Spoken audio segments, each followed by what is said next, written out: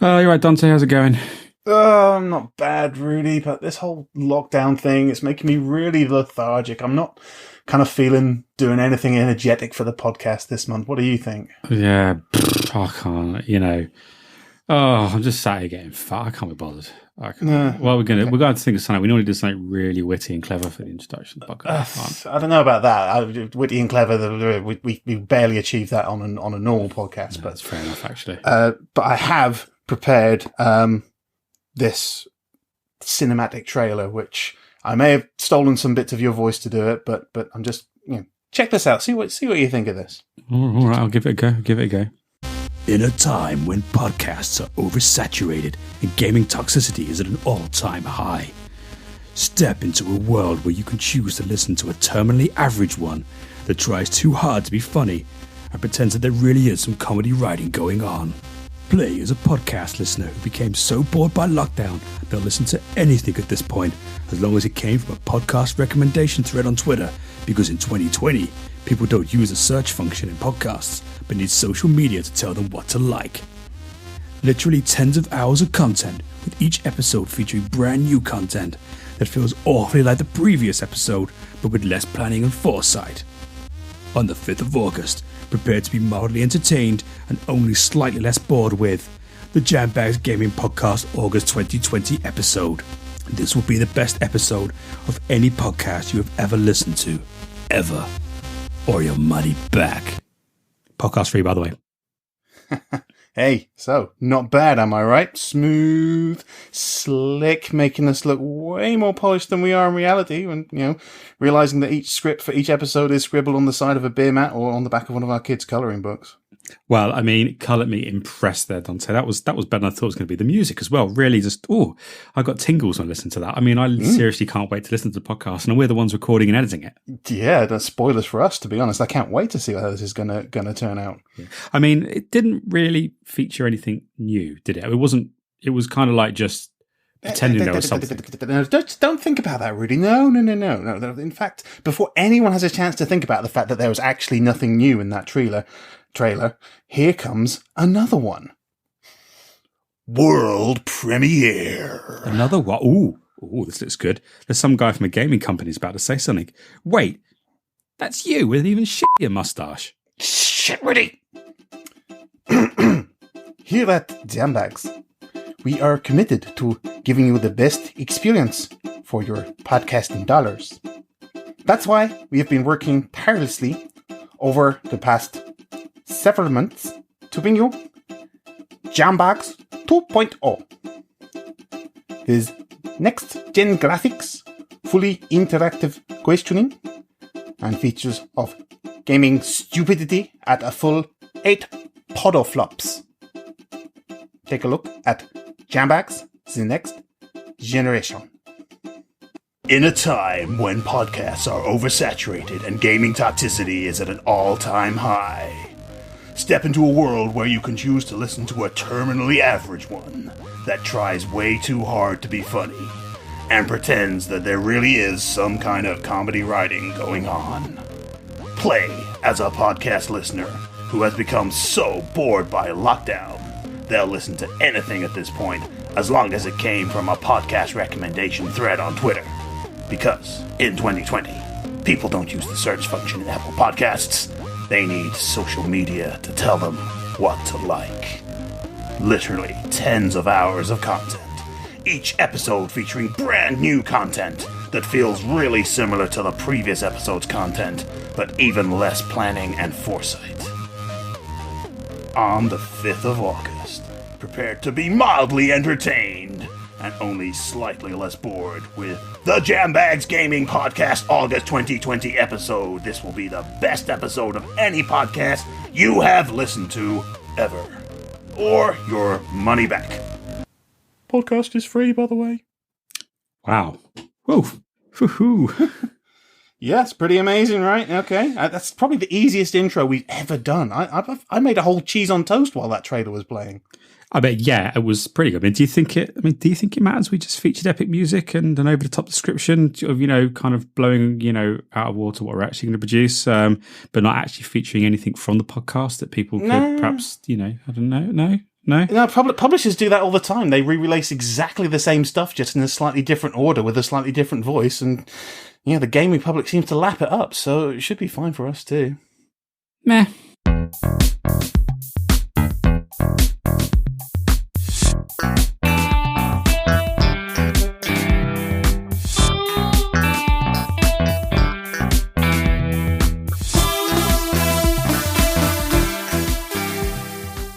And welcome, Jambaggers, to this August episode of the Jambags Gaming Podcast with myself, Rudy Manchego, and my co-host, Mr. Dante Rodriguez. And this has been a very interesting month for Rudy and myself, because at the moment we are both currently playing the same game on the PS4, aren't we? We are indeed. It's been an interesting time. Very rarely do we sync, or do our cycles sync up when it comes to gaming content. But in this instance, they have. We are both. Well, you say it. We are both playing. What are we playing, Dante? We are playing Ghost of Tsushima. That is true. We are both playing that. We both played it. In fact, you're the reason I got it, because I was kind of like, I'd like to play it, but I don't get around to it. And then you got it, and I thought, well, I want to get it now, so I bought it. We both pretty much started playing almost the same weekend. Yeah, I mean, was it a bit of gaming jealousy? Were you a bit of FOMO on your part? Was it? There was. I think it was just because I was a bit like, I'm too fatigued. I'll just come off, another big game, which I'll come to in a bit. But and then I saw it, and I was like, I'm not sure I'm that interested in it. And then there's good reviews, and then you got and said this looks awesome, and I was just like, oh, it does look awesome.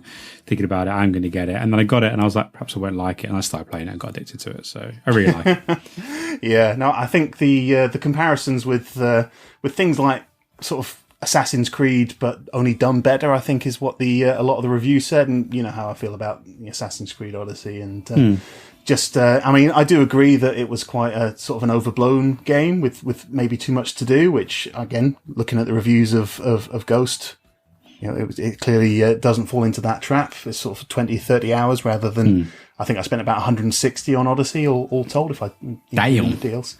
I did the DLC as well, so but double damn. Double damn! It should be a nice something to keep me busy until a game by a company that I don't like. So I'm not going to mention it's by name at this point, but I'll probably still end up buying the game because it looks kind of good. That's Watch Dogs Legion, and you sicken me. Yeah, I know, but it does look kind of good. And obviously Cyberpunk in November, which I don't know. I feel like I'm going to have to count in next year's games now because you won't be finishing it this year. No, even if it comes out like this year, you won't be able to. It'll be too big to finish, right? But I mean, I would agree with you saying the game is it's standard open world stuff, but it's done really, really well, and it's not too big. The world's really interesting, and the combat feels great. I'm really enjoying it. And you know what? To be honest, I'm going to say it that, as you know, the previous game I played was another exclusive by the developer, very famed and celebrated, Cheeky Puppy. Cheeky Puppy. I thought they were Annoying Cat. Have they changed? No. It's Cheeky Puppy. Annoying Cat was one of their sister studios that closed down after doing the handheld version on the Vita. But so I've been playing Not Very Many Left of Us Part 2, new long game. I mean, that game was, I've had counselling. It was 30 hours of pure misery. And you know what? I'm going to say it right now. It's a good, solid game. The Not Very Many Left. It's a solid game. Not Very Many Left of Us Part 2. But I've got some issues with it. To do purely with the gameplay, everything, the acting's great. The game, the world was great. The writing, just something about it overall compared to Not Very Many Left of Us Part 1 with the original didn't quite gel for me. But it was such a bleak game that it took a lot out of me. I've had to have therapy. I've started drinking. I've put on a lot of weight. Those things might all not be related to this game, to be fair, but might be more lockdown related, right? And just general problems that I've had for a while. But so it's nice. Feels nice that we're both playing a game. We were just, before we came on air, I like saying before we came on air as if we didn't just press the record button. But, before we came on air, we were just talking about where we got up to in terms of progress in the game, trophies, etc., stuff like that. It's that kind of nice to have a shared experience. Someone else is going through it, and be like, where you got up to that? It's good. So, we're in a good gaming place this month, I think, me and you. We're on the same. Yeah, no, it's a shame that we can't sort of do some co-op act. I think it would be that'd be nice if there was a co-op mode to Ghost of Tsushima. It would. Yeah. We would probably end up chopping each other up by accident. We aren't particularly coordinated players. Yeah. No, I think, like I said, it's not a perfect game, but it is beautiful to look at. I mean, some of the colours and the landscapes are just so pleasant to get around. I'd say, again, because I tend to compare it to similar games, that maybe some of the characters in Odyssey I like a little bit better. Maybe a couple of the story beats I like better, but again, I haven't seen the whole thing yet. So I think you're being racist. I'm just going to say it. Possibly genderist, because I like women more than men, I guess, but that's very sexist as well. I'm a man. Anyway, let's not go into that. So yeah, we've actually got a fairly packed episode today. We've got an absolute bottom ton of news for everyone. Some pretty serious stuff as well. Actually, we're going to go some dark places, and we mentioned this in the tweet. You know, they've got a few views and reads, but we really have to go both barrels on a particular a company we like to gently make fun of, that we're probably going to start being less gentle with. Exactly, and we're actually going to destroy our own source material on this one. But we've got a pretty good interview coming up. We've got some fun little bits, so I think we should just crack straight into the show. It is time for the news.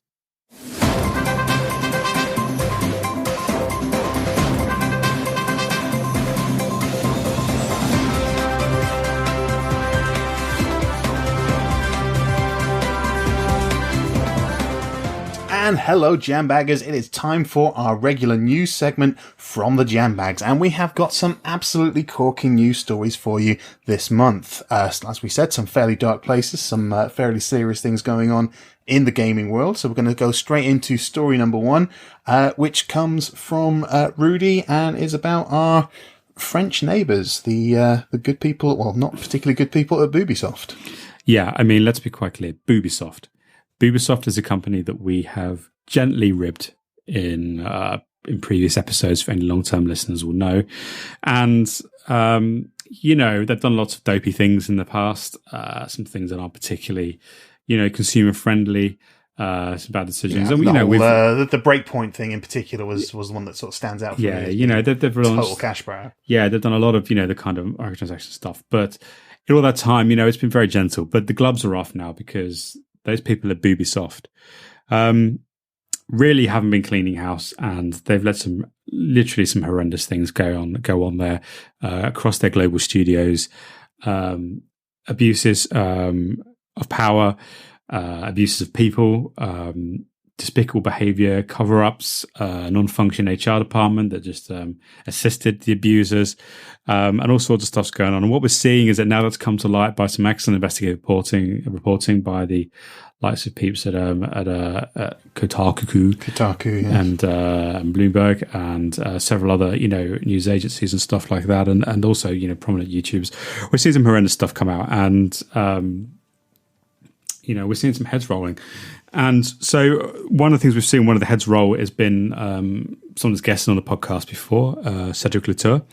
Now, Cedric, yes. Cedric has been on here several times promoting his work as one of the creative directors, if not the creative force, at Boobysoft from their Gallic Basingstoke office. And essentially he's been forced to resign after having to admit that he is a terrible human being, and that he is part of a despicable company in Boobysoft. We've actually got a quick clip of him being ejected from the premises by a mob. Should we quickly roll that footage? Get your hands off me, you blended English cretin! Oh no, what are you doing to me? Oh, all I did was abuse and make people like hell for money and fun. This is the standard Boobysoft way. What is wrong with that? Oh, it's just all good shits and giggles. Yeah, so as you can see, I'm not entirely convinced that anyone at Boobysoft, including Cedric Latour, has really taken things seriously. It doesn't seem that they seem to be apologetic for what they've done. They just seem to be trying to, do a PR thing. We've got got a clip here of a speech from their latest earning call from founder and owner, Herbert the Frenchman. And I'm just going to quickly just play that now. I was going to roll that clip for you guys. It is... I'm sorry to say that I had no idea that Cedric and the others in the Gaelic Basingstoke office were such horrible humans to other people, despite the fact that I know them very well. I've worked with them for many years. They report directly to me. I manage work on their output. I see them every day, and also manage the HR company elements here as well.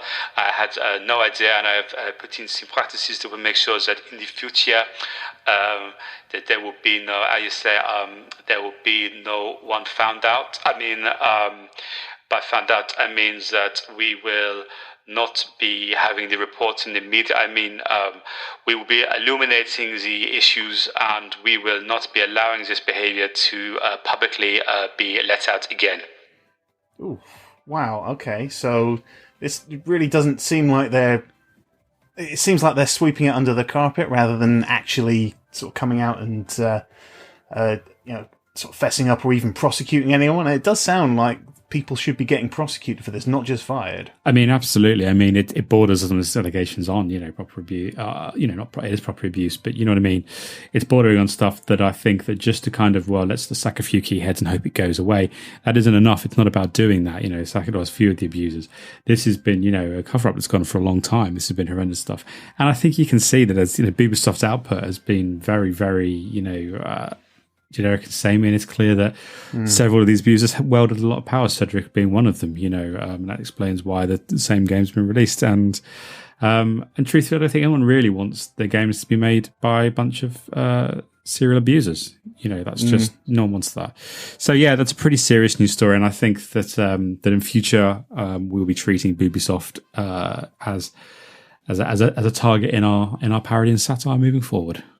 Yeah, no, I think they might get a slightly more digital paintings kind of treatment than we get there. We have got a story about digital paintings later on in the show. Indeed. But next up we have got a sort of a general one about the new console generation. So essentially, it's been noted by several YouTubers and reporters that console companies are continuing to drip feed us with random bits of information about their consoles, stats, specs, speculation, features, kind of puff pieces from gaming journalists and stuff like that. None of the console companies are telling us what we actually want to know, though, which normally we would be starting to hear after. Yeah, I mean, I think been, at least. Yeah. I would say drip is the word, isn't it? This is just a dick drip, really, of stuff. It is. It's all just kind of being dribbled and dangled and put out just in front of us.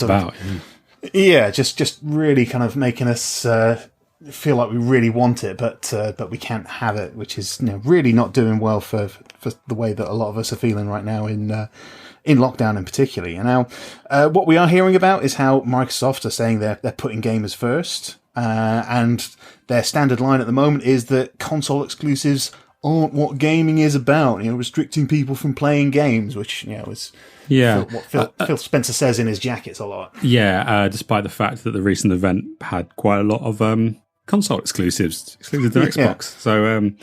Yeah. So, that's clear messaging from Microsoft there, I think. Yeah, no, I mean, the sheer amount of game studios that they've bought over the past year or two, because I know things like the Hellblade sequel is going to be Xbox only, isn't it? I believe so, yeah, Xbox and Microsoft PC, yeah. Yeah, I mean, so you can get it on a PC if you've got one of those as well, but still. So in kind of response to that, Sony also announces another bucket load of exclusives. There's a few of the names on the list here, and I'm not sure how accurate some of these are, but Not For You English, some sort of Amish simulator game, I think. Death Before We Let You Play It, Xbox Scum. It seems to be another one. I'm not sure about that. And the final one I'm really interested in looking at is called Triangles Rule, the Letter Y Drools, you bitches. Well, they are not letting this console war thing die. I mean, they're going full in it. I mean, Microsoft saying we want all the players to be great, and then saying don't want any console exclusives, but here's a bunch of console exclusives. Sony going, right, we're doubling down on the exclusives. Not just that, but the exclusives are massive. F you, to you, Microsoft, to Phil Spencer and your jackets. Yes, absolutely. No, I think they're even going to start coming out with a range of nice-looking Japanese jackets of their own over at Sony, aren't they? I wouldn't be surprised if they haven't been producing them, for the last sort of like 3 to 6 months. I have seen a lot of Up Yours Xbox face masks being produced by Sony. I've seen several execs wearing those. So hey, Jim Ryan's been wearing one out in public at Sony. Yeah, Herman Holst has been wearing his, from Gorilla. They're all just wearing them. It is really nice that they can be grown up and mature about this whole thing, isn't it? Yeah, and I think that's what we need right now is a mature, sensible lead up to a new generation of consoles. We don't need no sound bites and backbiting and stuff like that. And none of that clickbait. Certainly no clickbait. Do not need clickbait. But if you are interested in clickbait, do follow, like, and subscribe. Oh yeah, completely. Like and subscribe. Okay, what's our next story, Rudy? Well, you know that COVID-19 has had an impact globally on so many things, and possibly one of the places it's been felt most is in the arts. Video games are great. You can play them at home on your own. You can social distance, but music venues, theatres, comedy clubs, anywhere where you're going to see live performances, those artists, those groups have taken an absolute hit, and it's horrendous. And there's a lot of people that we're big fans of. Some of which are in the public eye, some of which are perhaps lower key, that have been really adversely affected. But this is interesting news, which is that people are trying to get these businesses and stuff back online, and the British Royal Opera Society, no less. So we're talking big boys in the arts and culture scene. Well, I've never seen an opera because but they've decided that despite the fact that they've got a very historic building, central London, with the Opera Society, they're going to suspend and stop their hundreds of years of live performances and possibly never go back to them, and have now put it in favour of streaming their new opera works on Fortnite as a show. Really? Because this is, the statement says that this is what the kids want, and it saves us having to play in those big old drafty buildings that are quite cold and a bit lonely. Apparently, one of the reasons they also said is that one of the statements said, have you ever tried playing in an empty opera hall? That shit is well spooky. Wow. I suppose without audiences it would be. I don't know. So maybe them just playing from home all together and being on Fortnite, animated avatars is the way to go. Maybe we'll need to get a bit of culture to go on a Fortnite. Who's right, so they're going to completely digitize themselves and their music and insert themselves into the Fortnite arena so that young people can be exposed to opera and something a bit more cultural while they're... Not just young people, they're hoping that this will bring a whole bunch of people. So, you can get your granny and stuff involved. They can now listen to some classic opera whilst hiding in a bush and sniping some fools. So okay, so what do we think "Winner Winner Chicken Dinner" is in Italian and sung? Tutte le pronde. Pollo, pollo. Isn't that a Japanese game? I thought pollo was possibly chicken in French. I don't know. Forget it. We don't. It's, in Breaking Bad, they're the pollos hermanos. That's Mexican. A form of Spanish, yes. Sorry to our Mexican listeners, of which there are none. Anyway, I don't think there is any actually in Mexico. Okay. We've had some in South America, though. Thanks, guys. You're awesome. Hey, yeah, no. Thank you to all our international listeners. Slightly different continent, but fuck it. Wow. Okay, yeah. So that's Fortnite. But on to our last bit of news, Dante.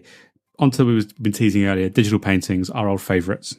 Okay, so our last story of the night is about our good friends at Digital Paintings. I'd say good friends, they're kind of an evil company, but never mind. They've been on the podcast. They know what it's all about. Anyway, they have had quite a good run on games lately. I mean, they released Star Trek Klingon Warrior, which didn't have any microtransactions, was a story-based single-player game, which sold really, really well. So, you'd think they'd kind of learn from that. Also, their long-running heist racing game, Must Go Fast to Hot, also followed a similar kind of path. No microtransactions. It's supposed to be quite a good game. These are making good sales. So you'd think that they would see a pattern in this and keep going along that path. Because, if you're more player-centric and aren't trying to fleece them out of money, you sell things a bit better. Yep. You would think that, but no. They've done something completely unsurprising and gone back to exactly what they did before. Those sons of bitches. Those sons of motherfucking bitches. Now, there's a kids game called Blast Off Battle, which is a hero shooter, a bit like Smash or Overcast, but definitely kind of aimed at the kids market anyway. So it's similar to a lot of games that are generally free to play, things like the battle royale games and things like that as well. But it's filled with microtransactions and battle passes like a free-to-play game would be, but it also has a full upfront price ticket on top of that. So it's kind of more aimed at kids than a lot of those other games. So yeah, we've got a quote from someone at EA who, well, I'll just cue up I think it might be our friend Rand Moorbucks saying this one. Let's cue up the audio on this one. Okay, here it comes. Now, all those gamers get so arsey when we try and steal their money. We're now aiming at a brand new demographic. Basically, parents of children that play games. Those guys are idiots. It works so well with big tackle football, so it should work here. So they're kind of being quite upfront about the fact that they're aiming for the parents' Yeah, wallets. they are hoping that the parents aren't listening to this statement and are just gonna see the cha-chinga come rolling in. Yeah, no, they're completely upfront about the fact that they're really targeting that. They want to see more stories like the ones about big tackle football fleecing people of all money for all their random player loot boxes and all that sort of stuff. So, well done, DP. Well done, DP, indeed. You've definitely outsold yourselves this time. So really, to run up from the news, Boobysoft are horrible. Console companies are fueling the console war for some knows reason. Fortnite is something that neither of us still understand. And digital paintings are doing a typical DP.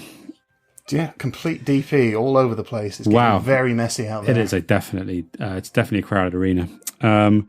So that's our gaming news for this month. So we move on to our next feature, which I think is a Retro Corner.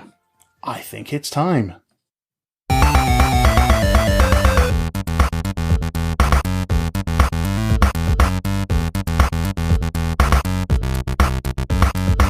Metrofauna? No, Retro Corner.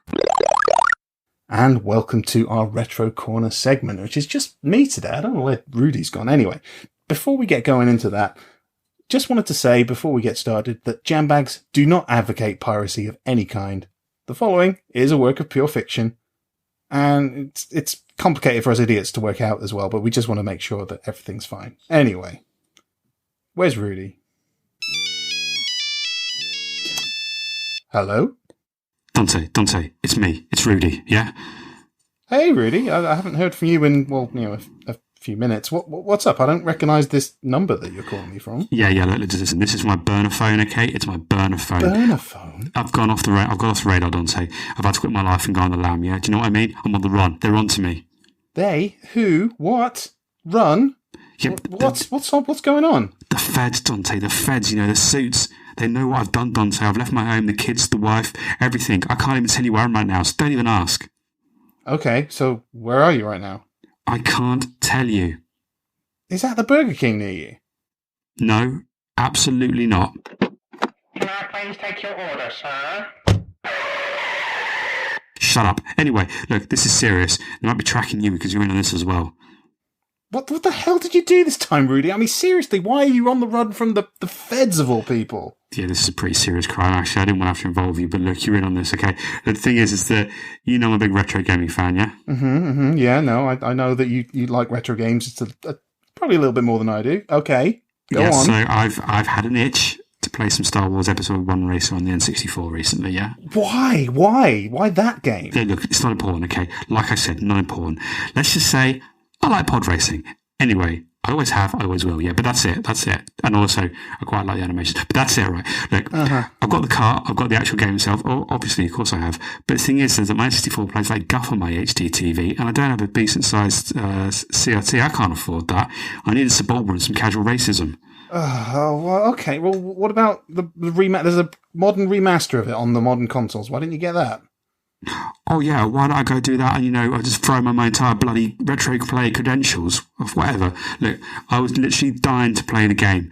So, in a moment, in a moment of weakness and criminality, I downloaded an emulator and ran the game. You downloaded a ROM? Exactly, Dante. God, I wish I knew what I was doing when I did it. But I just wanted to race on Tatooine at a decent speed on a flat-screen TV, but still playing the same code version as the original. What else was I going to do, Dante? What else could I do? Oh, okay. So what? Let's think about this logically. So where did you download it from? How dodgy was it? I can't tell you because then you'll know too much. All right, the pigs might attach electrodes to your ghibli bits and zap them till you squeal and dob them in. No, I can't take that risk, Dante. I can't take that risk. Well, thank you for thinking of me, but I really don't think you understand how torture works. I don't really think the feds are after you. Do you actually mean the FBI when you say feds? Yeah, the feds, the G-men, Donnie Brasco, Mulder and Scully's, the Men in Grey, the Top Knot Shirt Gang, the Badgie Hard Case arrest warrants. You know what I mean. I thought I did. Now I'm even more confused. But we live in the UK. All those things are from America, and I don't think that's happening. They don't have jurisdiction here, Rudy. They couldn't arrest you here anyway. The feds. That is what they want you to think, Dante, yeah? They see everything and everywhere. They're probably probed you already via 5G. Oh, God. I am fairly certain that any probing that took place with me was completely voluntary. Anyway, the FBI can only arrest people in the USA. Even if you're right, I don't think they're going to care that you downloaded one ROM and an emulator. In fact, only the ROM is the bad point. You can download emulators on the Android store, Well, maybe, but at the same time, that ROM theft makes me public enemy number one. I managed to get it running, I finished my race, then I had to kiss goodbye to the kiddies, swap number plates on my car, torch my clothes, bleach my hair and get out of there. Bleach your hair? What bleach your hair? Well, yeah, to throw them off the scent, and plus I was going a bit grey and I thought it was time for a spruce up. Look, I just had to do it, okay? Oh, wow, that's bright. Oh, ow. Okay. Oh, well, no, anyway, seriously. I don't think any of that was necessary. For one tiny ROM download, I've seen companies selling via Facebook ROM emulator with loads of these games on it. I think it would take a lot for this to be escalated that highly. Yeah, you don't understand. Those guys are like the mafia of emulation. They've probably got the feds and judges and probably even the president in their pocket. This goes all the way to the top, Dante. It's the low-level users like me that are going to get narked. You know that. Have you not seen The Wire? I have, actually. I think I even gave you a copy of it, and I don't think you've seen it. But anyway, shut up. The president, I don't think the president would align himself with the emulation mafia. I really think you're fine. Hang on, did you say you actually owned a copy of the game? Yeah, I've got the N64 cart on my shelf, obviously. Well, it's completely legal to have a ROM copy of a game that you own, It's fine. Are you sure? Yes, if it's a digital backup for a physical copy, it's completely okay. And that's, okay? Completely, you pranet. Well, I suppose this does change things. I mean, probably better go back home, I guess, and see the wife and kids. Okay. I think, yeah, that's probably a really good idea. I think you should head back there now. Well, one last thing, actually, I've got a question for you. You don't happen to know, well, look, I changed my name by default, and you don't happen to know how quickly I can change it back, do you? Well, you just stick with a new name, can you? I mean, what did you change it to? Dante Rodriguez. What? My name? Why? Well, think about it. 2 targets, you see. I'll spread the load. They might come for you and miss me. The first rule of any kind of, con or heist movie. That's what you do. Confuse the enemy. You spread your load over me. You tried to pin this on me. Look, a problem shared is a blame half, mate. Okay, you're part of this podcast. Oh, I am hanging up now, you complete dick.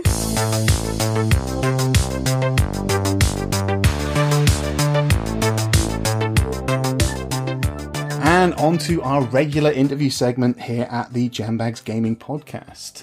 Now, this is quite an interesting interview that we've had here because normally we have to fight quite hard to get our interviews to actually come on our podcast. This one actually sought us out after, sharing a very quick snippet of our intro of this month's podcast. We were contacted by one of the voice actors who worked on Not Very Many of Us Too. Someone by the name of Roy Candlestickmaker, who... That's Roy Candlestickmaker, sir. Yes. Who heard about Rudy's criticism of Not Very Many of Us Too. Blasphemy, sir. just let me introduce you. Just Oh, fine. Yeah. And wanted to address some of the things that were said in the Jambags intro about the game that Roy here was involved in. Roy, very nice to meet you. Thank you for coming on our podcast. Likewise, I'm sure. Okay, so let's make a start. Start off with some general stuff. So, are you a gamer, Roy? And do you play the games that you are featured in, or is it weird hearing your voice coming back to you? What a ridiculous question, Dante Rodriguez. This is not a question you would ask an artist such as myself. We actors, us voice actors, those involved in the market that you call the video game, we are not gamers, we are actors. Okay? We are there to impart our skills upon you to make your immersion complete. We're not concerned with such petty things as playing with the games with those funny button controller things in your hands. We are there to make you feel something. All right, okay. Well, no, thank you for illuminating me on where you stand on gaming particularly. You are welcome, sir. Okay, we have a quick clip of part of your vocal performance in the game. You happy for us to play it here online? Yes, I do think that your listeners would need some kind of context to the role that I'm playing for, seeing this particular snippet, which is the main piece of dialogue that I have. A short, but no doubt pivotal moment in the story, where I, not the protagonist, but the antagonist in this section, am looking behind a dustbin to see if I can spot someone that I think might be hiding there, and I am assailed from behind by the game's protagonist. And this, what you're about to hear, is exactly what happened in the game and had such an amazing point punch on the plot. Okay, I'm going to hit play on that clip now then. Hey, she's over here. Oh my God, I'm being stabbed. Oh, she's got my liver. Oh, not the anus.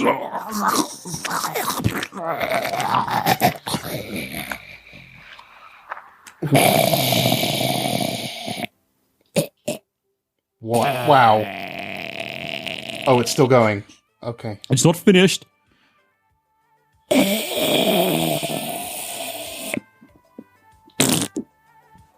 It is finished. That is wow. If you're not getting a gaming BAFTA for that, then I'm okay. That's too kind. All right. Well, let's get on to kind of the meat of what we want to talk about here. So, not very many of us to release last month. It's fair to say you're quite proud of the game as a whole. You think that the game is kind of a worthy game. Is something that you can be very proud of. Is that correct? Completely. You see, when you're an actor like what I am, you have to invest yourself 100% into a role, Mr. Dante Rodriguez. You can't just phone it in as so many people think you can on these voice roles. I spent 42 takes rolling on the floor, gurgling, quite literally, excreting fluids from parts of my body for that piece there, just to make sure that the overall product was just so much more impactful. So, am I proud of the game? Of course I'm proud of the game. The game is the game. It is hundreds of talented people like me, not quite as talented, but hundreds of talented people like myself trying to be like me and produce an amazing piece of art. And that really is why I'm so proud of the game. Right. Okay. So, there's been quite a lot of media coverage about the game. It was a long-awaited sequel. Not very many of us. The first one is considered one of the best games of that generation of consoles. I mean, how did you react to a very famous article by Jackson Bieber making a review of Not Very Many of Us 2 and basically comparing it to, I think it was Hamlet, or at least some of the very better works of Shakespeare? He thinks the two are on equal pegging. But how did you react to that?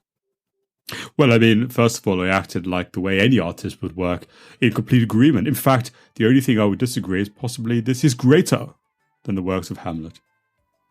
Not Very Many of Us Part 2 is just an exquisite magnum opus of violence. Now, the first one I couldn't say anything about. I wasn't in that, I don't really care. But this new one, it's Hamlet.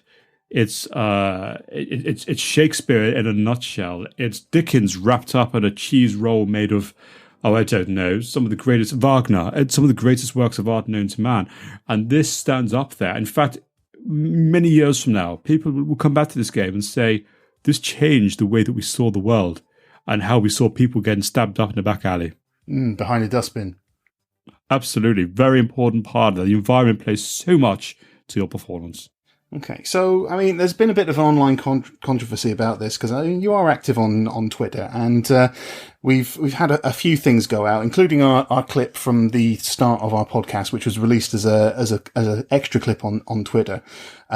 We had Rudy saying what he said about not very many of us too, about kind of not really quite gelling with him as much as the first game, which again I can see you getting angry about that. Yeah. Ooh.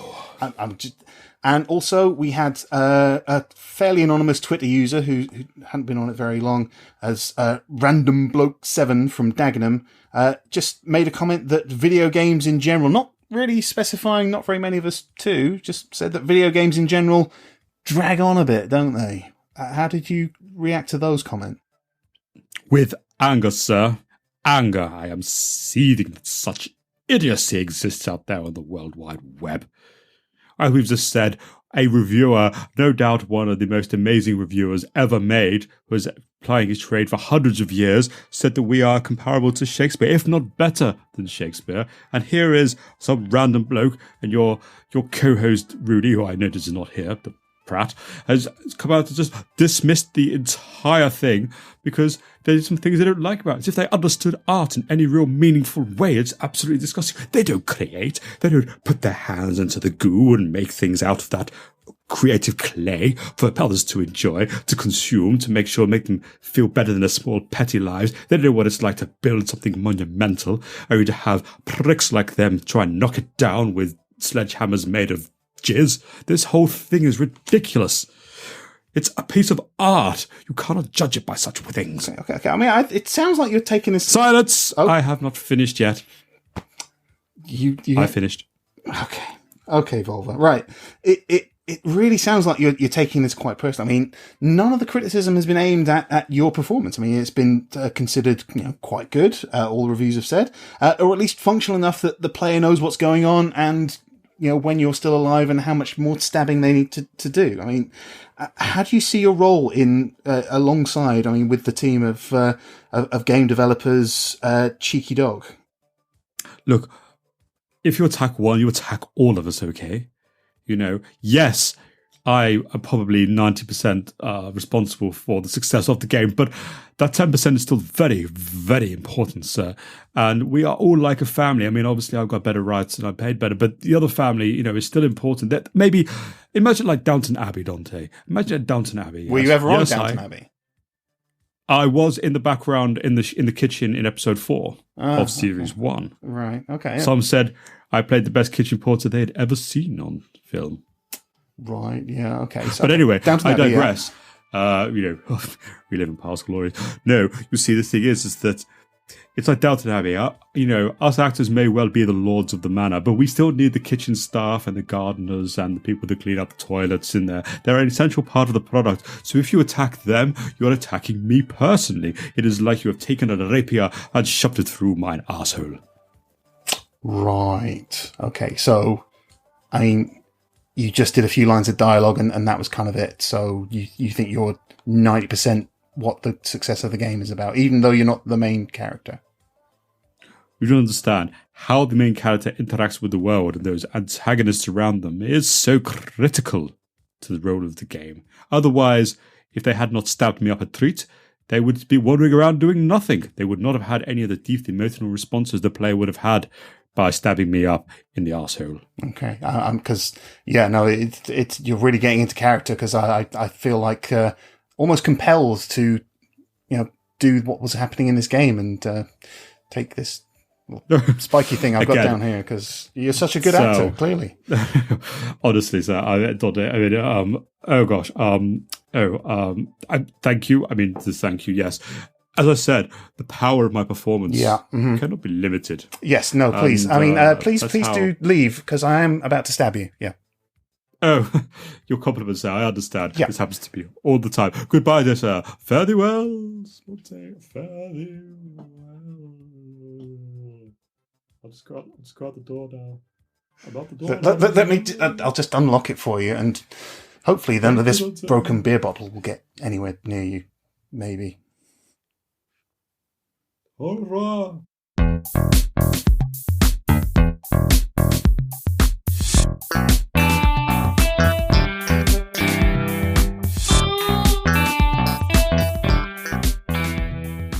And hey, Jambaggers, we have come to the end of this month's podcast. What a shame that is. However, we do have a few more tidbits to go through.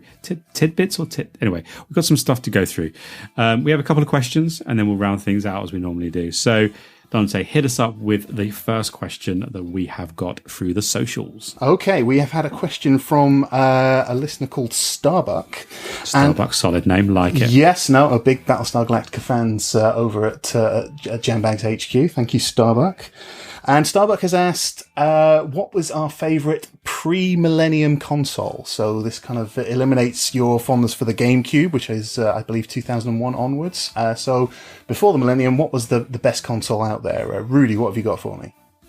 Well, I mean, first of all, I should remark that obviously I'm too young for that because I was born no, I'm just kidding. I was completely far too old. Pre-millennium, difficult one. I had access to, either my own machines or cousins and stuff like that and friends, quite a lot of different consoles. I always had a fascination with the Mega Drive and the 32X. My cousin had a Mega Drive, and one of my friends who was way richer than me at primary school had a Mega CD and 32X. Ooh. Tower of Power. And Star Wars arcade game I thought was just like the absolute tits. But I've got to be honest, the Super Nintendo is for me where the love of gaming really cemented itself. And why is that, Rudy, you ask? Well, I'm going to tell you, Dante. The reason why is Super Metroid. Oh, okay, you kind of got there. But yeah, kind of. I think the 16-bit era for me was a point where I'd always loved the idea of computer games, I think, more than I'd liked computer games to a certain extent. Like, I loved things like Elite and some of the old games and some shoot 'em ups and stuff like that. But they're very difficult. I was very crap at those games.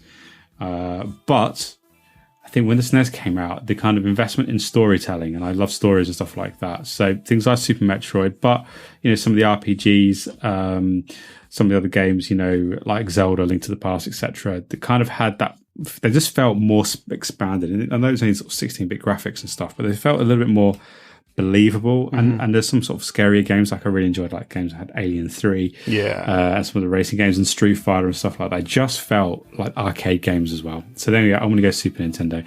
Now, Mr. Dante, what about yourself? Well, for me personally as a gamer, that's a really tough question because I was Amiga and PC up to that point. I hadn't actually ever owned a console until I think until after the millennium, which was a PS1 that I think I got in 2000 just before the PS2 came out, basically. But I did get to experience consoles at other people's houses. I mean, we had some really great times on the N64 at our various friends' places. We had some.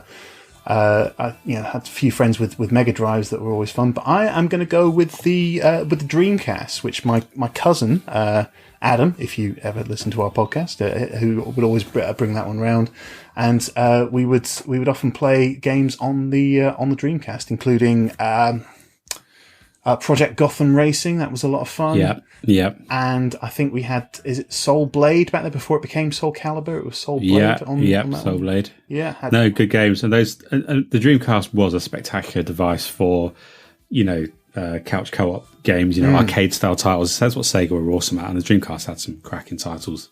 I think it's due a comeback. I really think, we've had it as mentioned in the podcast before, but we part of our gaming manifesto was to make Sega make another console, wasn't it? Absolutely. The Dreamcast, I wish there would be a Dreamcast Mini come out with a really good selection of games, because Sega, some of the best games were from Sega. I mean, it's just the console is great, and you can get them, not that relatively expensive, but to be able to see some of the games are very colourful on Dreamcast. A lot of them, there were some really, really beautiful kind of like arcade titles. To see those, put out on a decent HD machine that can output them, without any naughtiness, would just be great, Yes, that would be fantastic. I would definitely, even though I was only kind of casually involved in console gaming at the time, if they did a Dreamcast Mini, I would definitely buy it. Cool. And what's the other question we have? Thank you very much, Starbuck. That was a great question. You made us feel really old. Thank you. Yes, thanks, Starbuck, for that. What was it? Fanny Craddock came up with our last question, and that was, what was our first ever games machine, either a computer or a console? What was the first thing that we played games on when Wow, there's two actual answers really to this one. old feeling questions, these ones. Yeah, thank you. I feel closer to death than I do to life. But my one, I'm going to quickly go in there, is that my cousins had and gave me as a hand-me-down this random kind of like old arcade, like blip blip, kind of like a Pong machine, but it wasn't. It was like a space machine kind of thing, but just really, probably from like the late 70s. Like it had a big battery pack. It wasn't remote. It wasn't like you could carry it around. You had to put it against the wall. Had its own little screen, and that was that. But the first one I had was a hand-me-down BBC microcomputer B, which I still have behind me as I do it now. I need to get it recapped. It's old, it's big, it's clunky, but I had that from my cousin, and he used to, he used to record loads of games, which was no piracy then, but he's older than me now. Anyway. He gave me loads of games and stuff like that, and I spent ages loading all these different games up and trying them all out and seeing which ones are which. Not much time playing them because they were rock hard, but more times just exploring all these different games. You get on the tape, listen to the noises. But yeah, that's my one. How about you, Mr. Big Man? It was the Commodore 64. That was a hand-me-down from my dad, who'd actually done a bit of programming before that. He doesn't do any of that stuff now, but he had books on programming. He showed me how to sort of digitize a spider crawling across the screen, which looks terrible now, but it was pretty great. And I used to play it through an old black and white TV, so as soon as I got a color telly, it was like, oh my god, these games have actually got more than two colors in them. But yeah, the Commodore 64, in particular the Ghostbusters game, which is widely... Oh, yes. Yeah. It still makes lists today of some of the worst game ever made, but I still absolutely loved it. It was like those taxi games that we used to play in maths at school, just with some I remember that as well, yeah. And the Dan Dare game, and which was nothing like the Dan Dare comics that I would occasionally read, but was quite a good exploration game of a kind of space sci-fi type setting. So yeah, those are the ones that really stuck out for me. Oh no, so we are going back a long way. So as we take a step back and think about our impending mortality, perhaps it's time that we say goodbye to our jambaggers, and perhaps we can give a quick advice on where they can find us on the socials, Mr. Dante. Absolutely. So if you want to get in touch with the Jambags Gaming if you want to get in touch with the Jambags Gaming Podcast, or JGP as we're probably never going to be called, then you can get in touch with us in the following places on the socials. That would be on Twitter. You can get in touch with @Jambags_UK, which is the Rudy controlled account, and @Dansolo96, which is the Dante controlled account as well. You can also get in touch with us on the Facebook account. If you search for Jambags on Facebook, you will find our page. You can also find us on the Instagram, which is @Jambags_UK. And that is likely to be filling up with Ghost of Tsushima images any second now. PS4 share is very different to Xbox. I find it quite annoying that you kind of have to share it to Twitter and then download it back to your phone, whereas the Xbox ones just come through the app. But anyway, let it go. Sorry, it's just better. But anyway, and if you would like to catch us elsewhere, we upload this podcast. If you're listening to it, it's on Apple Podcasts, it's on Spotify, and all good RSS feed apps that you may listen to your podcasts on. And we also upload a copy to our YouTube channel. Yes, we have a YouTube channel. That YouTube channel has this and several other videos and things that we occasionally upload to titillate and entertain where possible. So however you want to listen to us, you can get some darn good Jambags goodness squeezed into your ear flobbles. Absolutely, yes, and it can be dribbling out of your ear until you're doing whatever you're doing the following day. Absolutely. So from us, another lockdown-ish month done and dusted. Hope you're all staying safe, and catch you all later. Happy gaming, Jambaggers. If you are playing Ghost of Tsushima, please do let us know how you feel about it as well, or just get in touch any old how and tell us what you're playing right now. We'd love to hear from you, and any feedback you've got, please leave us a review if you can, and like and subscribe to our YouTube channel and all that good stuff. Thanks, Jambaggers. See you next month.